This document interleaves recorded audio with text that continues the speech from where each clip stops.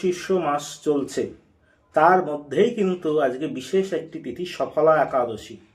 একাদশী, প্রত্যেকটি একাদশী কিন্তু ভগবানের অত্যন্ত প্রিয়, কিন্তু আজকের একাদশীটি অত্যাধিক প্রিয়, কারণ সফল আমরা যা প্রত্যেকেই জীবনে সফলতা চাই তাদের জন্যই, এবং সর্বার্থ সিদ্ধি, অর্থাৎ যারা যারা আজকে একাদশীটি পালন করতে ইচ্ছুক বা পালন করছে, অবশ্যই প্রত্যেকের উপর ভগবানের কৃপা বর্ষিত হোক।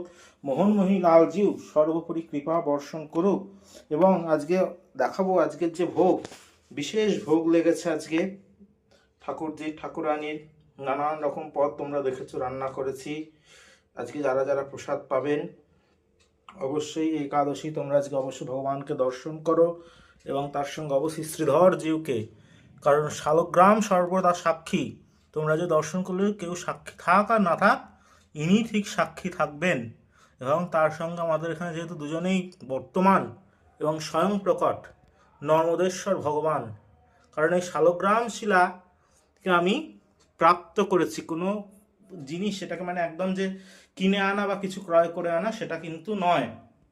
কারণ শালগ্রামকে আমি মানে রাস্তায় একবার অকল্পিতভাবেই কুড়িয়ে পাওয়া আমার, ভগবান প্রকাশিত হয়েছে, ভগবান কৃপা করেছেন। অবশ্যই এই হচ্ছে সেই শালগ্রাম জিউ।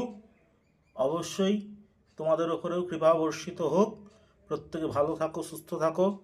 অবশ্যই প্রত্যেকের গুরুপদেই বা ইষ্টপদে মতি থাকুক। নমস্কার, ভালো থাকুন।